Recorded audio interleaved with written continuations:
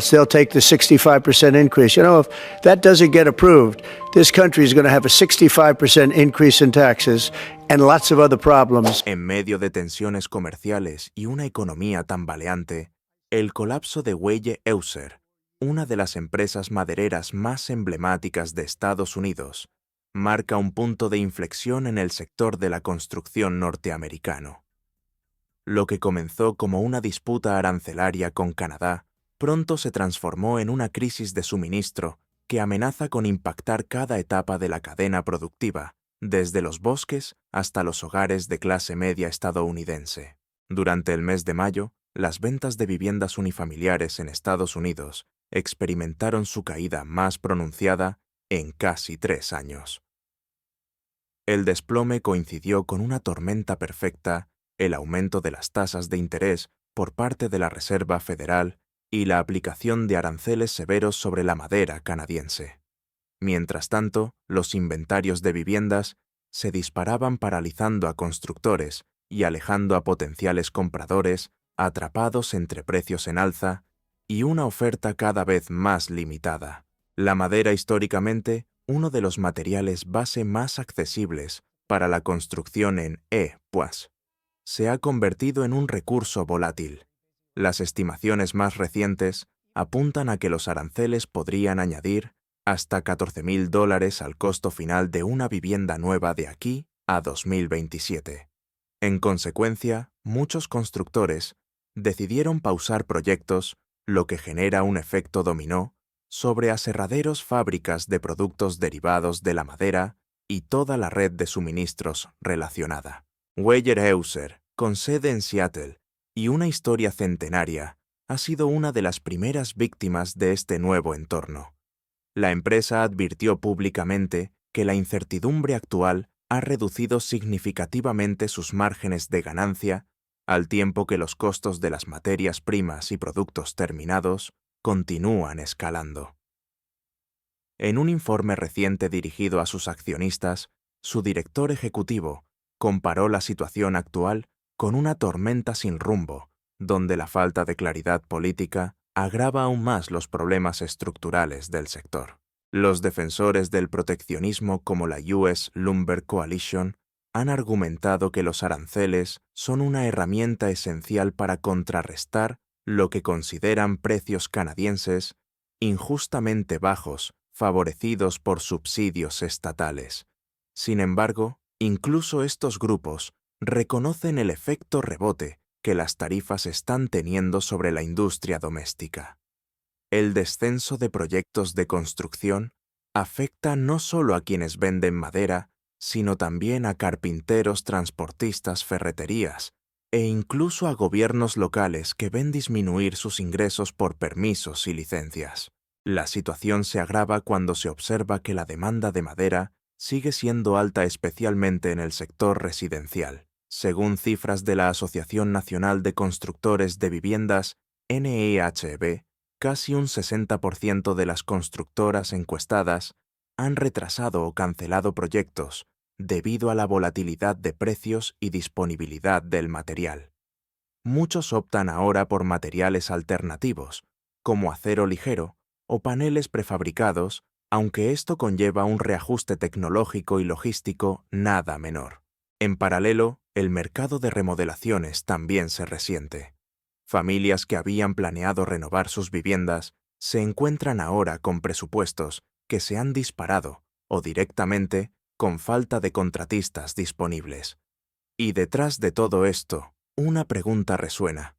¿Puede la industria estadounidense recuperarse sin una reforma estructural de fondo? Las proyecciones macroeconómicas tampoco son optimistas.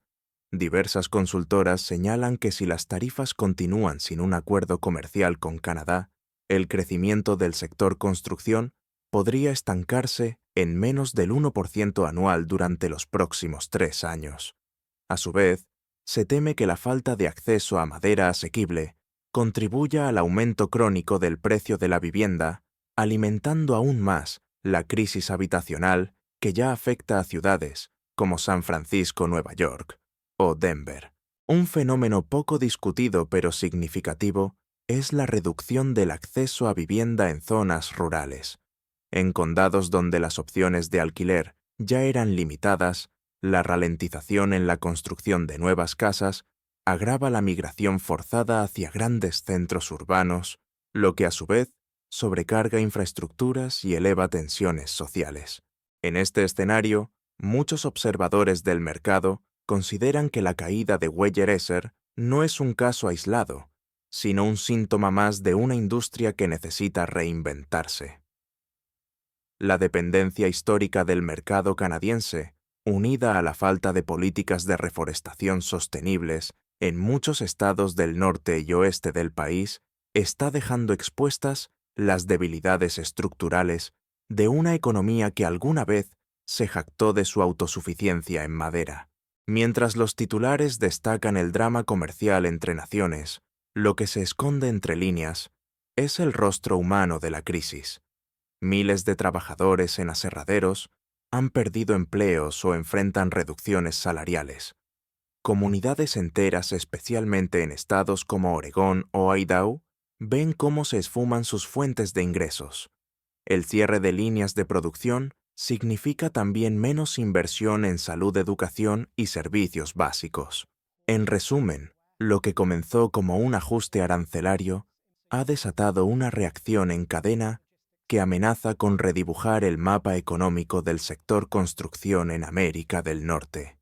Y en el centro del caos, el colapso de un gigante como Weyerhaeuser representa más que una pérdida empresarial, simboliza el principio del fin de un modelo de negocio que ya no se sostiene en la nueva geopolítica del comercio. Mientras Estados Unidos intensifica su ofensiva arancelaria, Canadá ha optado por una respuesta menos estruendosa, pero no menos contundente. Lejos de limitarse a declaraciones diplomáticas, Ottawa ha desplegado una estrategia multifacética que combina presión económica, realineamiento comercial y astucia política. En el centro de esta maniobra se encuentra una herramienta inesperada pero poderosa, el sistema de pensiones canadiense. El ministro de Comercio Internacional, Dominic LeBlanc, dejó entrever recientemente en una conferencia en Toronto que Canadá posee un as bajo la manga en las negociaciones su gigantesca inversión en fondos de pensiones estadounidenses, valorada en más de $1 billón, y creciendo a razón de 100.000 millones anuales. Aunque no existe amenaza directa de retirada de capital, el mensaje fue claro. Canadá tiene más influencia sobre la economía estadounidense de la que Washington quiere admitir. Este tipo de presión indirecta forma parte de un enfoque estratégico que prioriza la estabilidad a largo plazo sobre la confrontación inmediata. El primer ministro Mark Carney, conocido por su disciplina fiscal y pragmatismo diplomático, ha reiterado que no firmará ningún acuerdo comercial que no proteja claramente los intereses laborales y ambientales canadienses. Frente a la exigencia estadounidense de un acuerdo para el 1 de agosto, Carney ha sido tajante: no cederán a la presión. Uno de los puntos más sensibles en la disputa ha sido el tema de las cuotas de exportación de madera blanda. Durante años, Canadá se resistió a cualquier medida que restringiera su capacidad de exportación hacia EE, alegando que esas propuestas violaban los principios de libre comercio establecidos en el marco del USMCA. Sin embargo, la situación está cambiando. Durante una serie de reuniones privadas con senadores estadounidenses de ambos partidos, surgió una posibilidad que antes habría sido impensable: un sistema de cuotas administradas bilateralmente, algo similar al acuerdo que Canadá mantiene con Europa para ciertos productos agrícolas. Esta apertura no significa rendición. Más bien es una señal de que Ottawa está lista para jugar en múltiples tableros.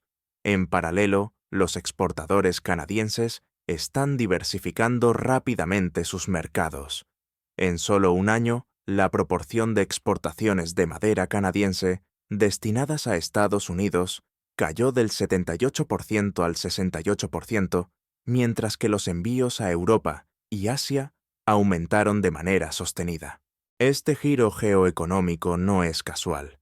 Canadá ha intensificado sus relaciones comerciales con países como Alemania, Países Bajos, Corea del Sur y Japón, buscando acuerdos de suministro de largo plazo que ofrezcan previsibilidad y mejores condiciones.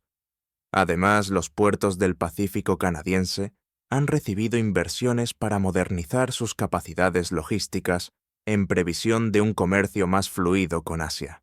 En el contexto de una transición energética global y una creciente demanda de materiales de construcción sustentables, la madera canadiense se presenta como una opción atractiva para economías que buscan alejarse del hormigón y el acero. De hecho, Alemania ha triplicado sus importaciones de madera blanda canadiense en el último año, especialmente para proyectos de construcción ecológica. Pero el movimiento canadiense no se limita a los mercados. En el plano doméstico, el gobierno federal ha lanzado nuevos incentivos fiscales para modernizar aserraderos, digitalizar procesos y reducir la huella de carbono del sector forestal. En Quebec y Columbia Británica ya se observan inversiones en tecnologías de trazabilidad forestal y reforestación con especies más resistentes al cambio climático. Todo esto apunta a un reposicionamiento integral. Canadá ya no quiere ser solo el proveedor barato de EEU, sino un líder global en productos forestales sostenibles. En respuesta a la volatilidad arancelaria, también han surgido alianzas inesperadas. En julio de 2025 se firmó un memorando de entendimiento entre el Ministerio de Recursos Naturales de Canadá y empresas tecnológicas suecas, con el objetivo de implementar sistemas de inteligencia artificial para optimizar los cortes de madera y minimizar el desperdicio. Estas innovaciones prometen aumentar la eficiencia sin comprometer la biodiversidad, un argumento de peso frente a las críticas de grupos ecologistas. Mientras tanto, en Washington, el tono hacia Canadá se ha vuelto más errático. Algunos sectores de la Casa Blanca consideran que Ottawa está siendo deliberadamente obstruccionista, mientras que otros reconocen en privado que la estrategia canadiense ha sido notablemente eficaz.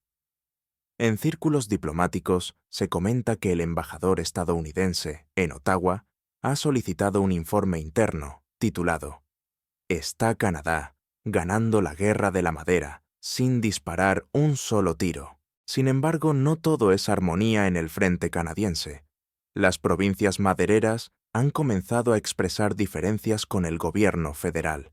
Alberta, por ejemplo, presiona para alcanzar un acuerdo rápido con EEE, temiendo que la incertidumbre aleje inversiones. En contraste, Columbia Británica, tradicionalmente más ecologista, apoya la línea dura de Ottawa y ve en la diversificación comercial una oportunidad histórica. La opinión pública canadiense, por su parte, parece estar del lado de su gobierno.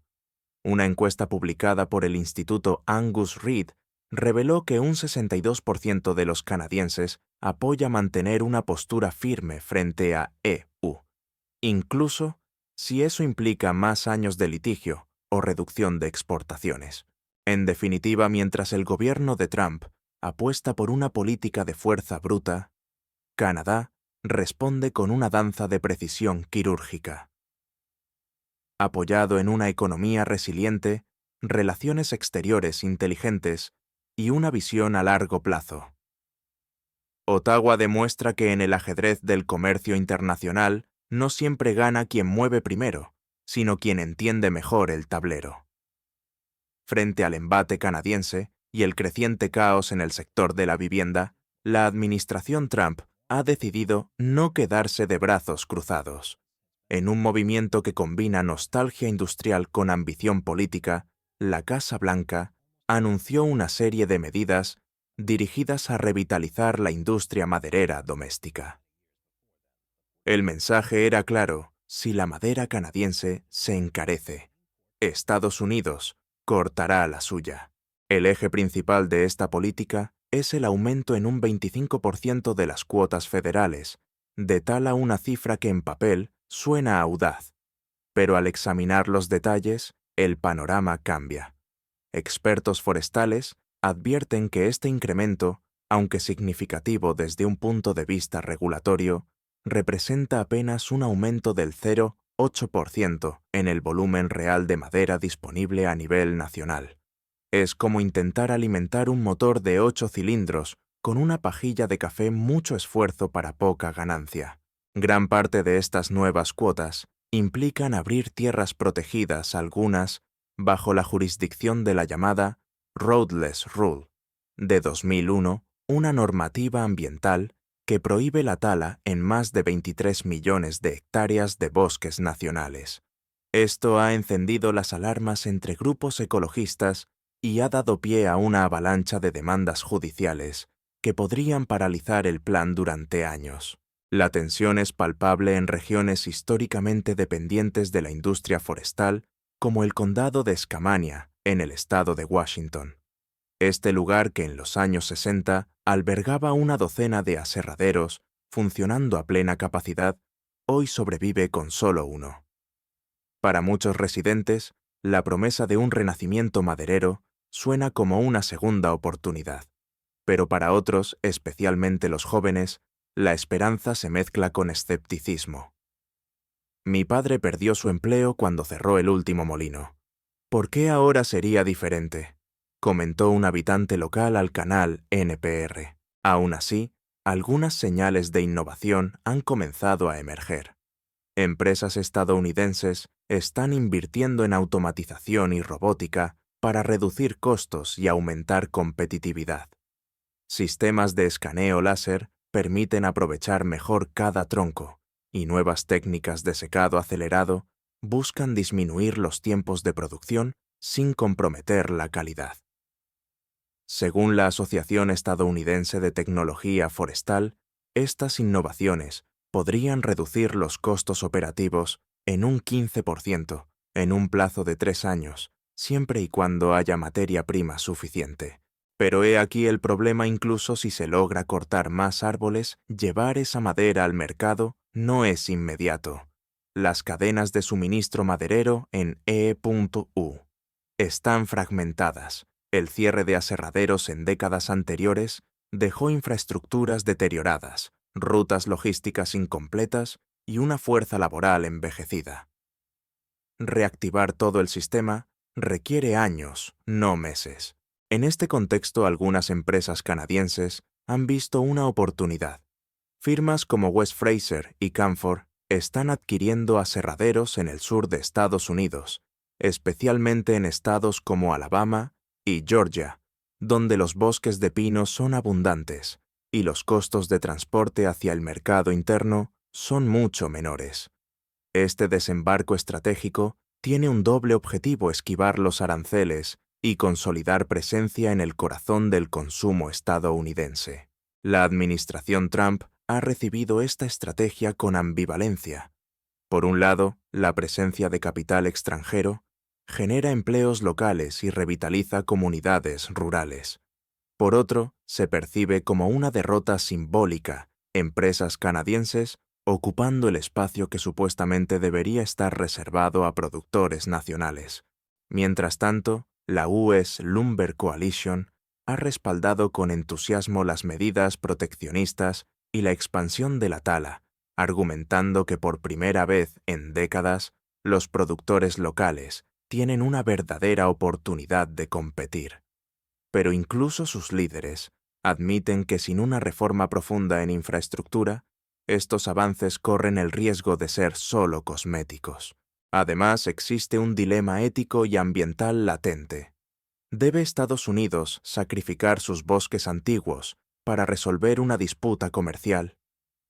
La administración ha intentado suavizar el debate, prometiendo planes de reforestación agresiva, pero estudios recientes del Instituto de Recursos Mundiales indican que las reforestaciones tardan entre 10 y 20 años en igualar la capacidad de absorción de carbono de los bosques naturales.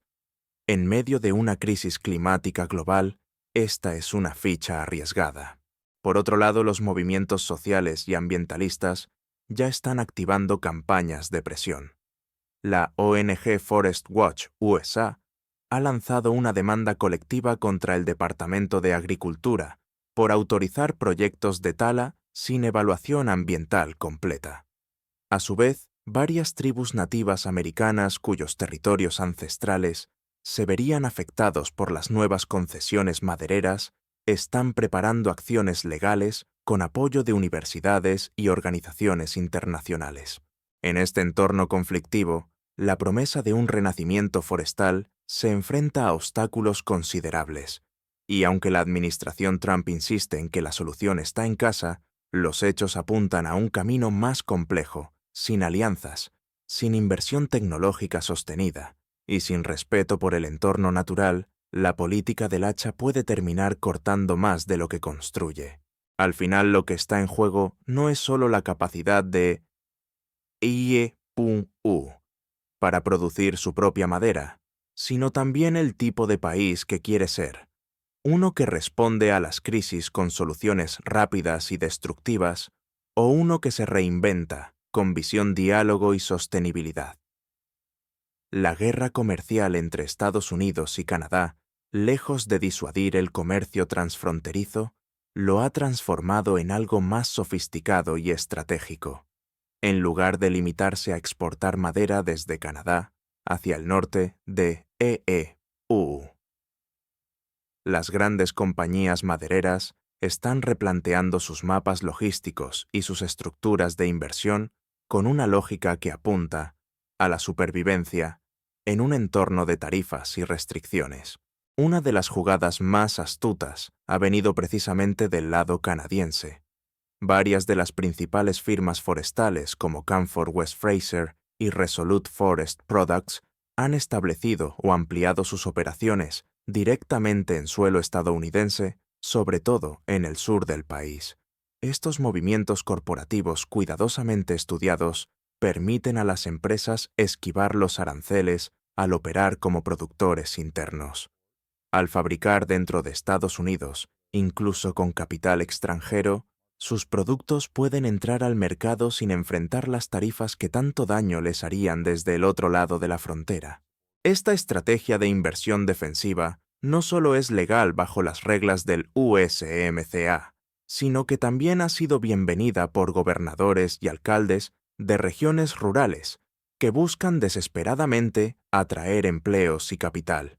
En estados como Alabama, Luisiana y Carolina del Sur, las nuevas plantas de procesamiento de madera han generado miles de empleos directos e indirectos, revitalizando economías locales que habían sido golpeadas por la desindustrialización de las últimas décadas. No obstante, esta situación crea un contraste curioso. Mientras la Casa Blanca intensifica su retórica nacionalista, una parte significativa de la revitalización industrial se está financiando y gestionando desde el extranjero. Para muchos analistas, esto refleja una paradoja del proteccionismo moderno. En un mundo globalizado, intentar cerrar fronteras comerciales solo obliga a los actores económicos a volverse más creativos. Por su parte, Canadá también ha actuado con pragmatismo en su estrategia exportadora. Como respuesta directa a la dependencia excesiva del mercado estadounidense, Ottawa ha incentivado la exploración de nuevos mercados, en especial en Europa y Asia. Los datos lo confirman. Entre 2023 y 2025, la proporción de exportaciones de madera canadiense destinadas a EEU cayó del 78% al 68%, mientras que las exportaciones hacia países como Alemania, Japón, Corea del Sur e India aumentaron significativamente. Este cambio ha sido posible gracias a una agresiva política de acuerdos comerciales, logística portuaria mejorada y campañas de diplomacia económica.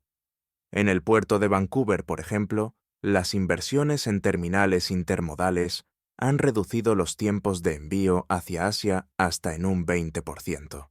Simultáneamente, el puerto de Halifax en el Atlántico ha comenzado a recibir cargamentos de madera destinados a Hamburgo, Rotterdam y otros centros industriales europeos, lo cual era impensable hace apenas 5 años.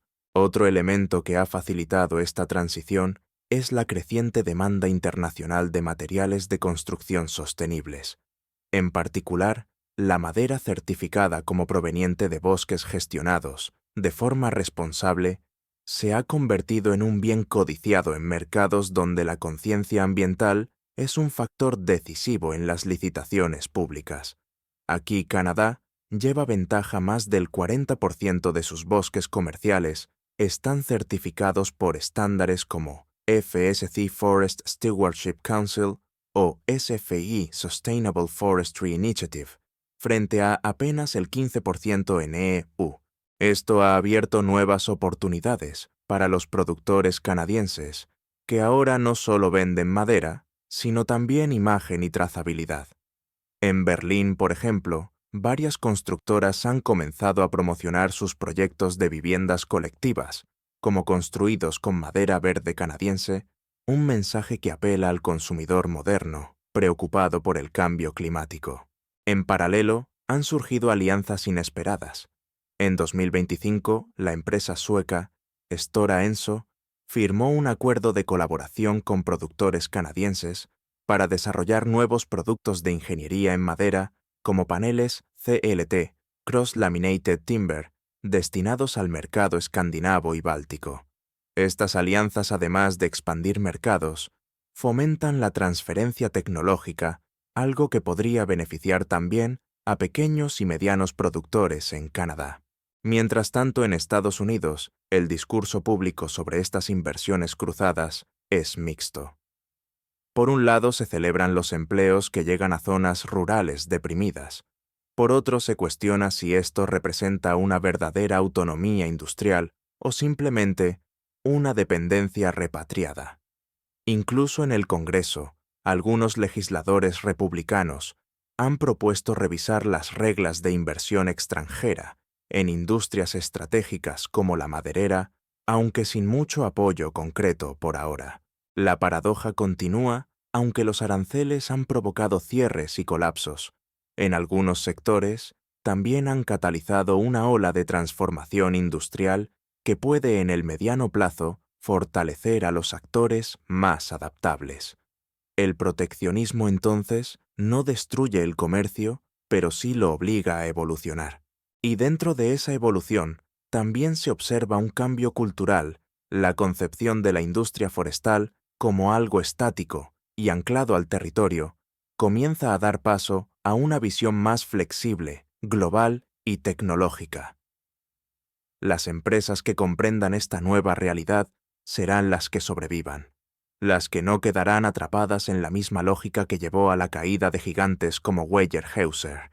La geografía del comercio maderero norteamericano ya no está delimitada por ríos y ferrocarriles, sino por tratados, algoritmos logísticos y alianzas estratégicas. Y en ese nuevo mapa, la línea que separa al productor nacional del inversionista extranjero es más difusa que nunca.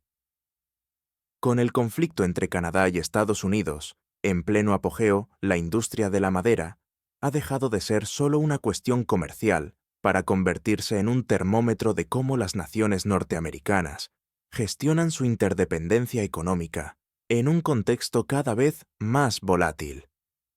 Las decisiones tomadas hoy por gobiernos, empresas y consumidores no solo determinarán el precio del próximo metro cúbico de madera, sino también el modelo económico del continente en la próxima década. En el centro de esta batalla está el consumidor común, aquel que sueña con construir una casa, reformar su cocina o invertir en un nuevo edificio multifamiliar. Para ellos, el impacto de esta guerra comercial no es una abstracción geopolítica, sino un costo directo. El informe más reciente de la Asociación Nacional de Constructores de Viviendas, de EU, NHB, estima que los aranceles sobre la madera canadiense ya han añadido entre $10,000 y $14,000 al precio promedio de una vivienda nueva. Esa cifra puede hacer la diferencia entre acceder a una hipoteca o quedarse fuera del mercado. Además, el aumento del precio de la madera no viene solo. A ello se suma la inflación general, el encarecimiento de los préstamos hipotecarios y las restricciones en la cadena de suministro global post-COVID. Todo esto dibuja un escenario donde las clases medias se ven acorraladas por múltiples frentes, mientras los constructores buscan soluciones alternativas que en muchos casos no logran compensar los costos adicionales. Para los gobiernos locales y estatales, esta situación también representa un dilema fiscal. La ralentización del sector de la construcción reduce los ingresos por permisos de edificación, licencias y tasas asociadas a nuevas urbanizaciones. En zonas de rápido crecimiento como Texas, Florida o Arizona, esto puede poner en riesgo proyectos de infraestructura esenciales. Y en el caso de las ciudades más afectadas por la crisis de vivienda, como Los Ángeles o Seattle, el encarecimiento de materiales solo agrava el problema del acceso a una vivienda digna. A nivel federal, tanto en Ottawa como en Washington, crece la presión para encontrar una salida negociada. Pero las diferencias ideológicas y estratégicas entre ambas administraciones siguen siendo profundas. Mientras Estados Unidos apuesta por endurecer su postura para lograr concesiones, Canadá ha optado por una táctica de desgaste diplomático y diversificación de mercados. Ninguno quiere ser visto como el que cede, especialmente en contextos políticos internos, marcados por elecciones próximas. Al mismo tiempo, los analistas económicos advierten que una solución duradera no puede venir solo de una mesa de negociaciones. Se necesita una modernización estructural del comercio maderero, incluyendo mecanismos de resolución de disputas, más ágiles estándares comunes de sostenibilidad y una integración logística más eficiente. La actual guerra comercial ha revelado con crudeza las vulnerabilidades de ambos países en un sector que debería ser sinónimo de abundancia y estabilidad. En ese sentido, algunos expertos proponen mirar más allá del conflicto actual. Organizaciones como el Foro Económico Mundial han sugerido la creación de un acuerdo verde maderero norteamericano que combine intereses económicos con compromisos ambientales. Bajo este modelo, se permitiría el libre comercio de madera certificada ecológicamente, con incentivos fiscales a las empresas que respeten estándares de reforestación y trazabilidad. Otra opción sobre la mesa es el fortalecimiento de la cooperación tecnológica. Universidades canadienses y estadounidenses ya han comenzado a colaborar en proyectos de arquitectura en madera de gran escala como rascacielos de CLT o puentes híbridos de fibra y madera laminada. Estas iniciativas podrían convertirse en un símbolo de unidad regional al tiempo que impulsan un nuevo ciclo de innovación industrial. Sin embargo, el verdadero factor de cambio podría venir de la ciudadanía. La presión de los consumidores por viviendas sostenibles, accesibles y éticamente construidas está empujando a los actores del sector a replantearse su modelo. En redes sociales, campañas como Build Green Buy Fair han ganado tracción exigiendo transparencia sobre el origen de los materiales de construcción y el impacto ecológico de cada proyecto. La digitalización también juega un papel crucial. Plataformas de trazabilidad permiten hoy seguir el camino de un tablón de madera desde el bosque hasta la obra. Esto no solo aumenta la confianza del consumidor, sino que también facilita auditorías, reduce corrupción y promueve buenas prácticas en toda la cadena productiva. Algunos municipios ya han comenzado a exigir este tipo de certificaciones para otorgar permisos de construcción pública. En resumen, lo que comenzó como un enfrentamiento sobre aranceles se ha transformado en un debate mucho más profundo. ¿Cómo queremos construir el futuro de nuestras ciudades? ¿Con qué materiales? ¿Con qué reglas? ¿Con qué valores? El caso de la madera no es un simple capítulo en la historia del comercio norteamericano. Es un espejo de nuestras prioridades colectivas.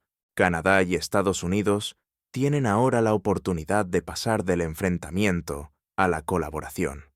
La madera, ese recurso tan antiguo como la civilización misma, podría ser también el punto de partida para una nueva etapa de integración regional basada en sostenibilidad, innovación y equidad.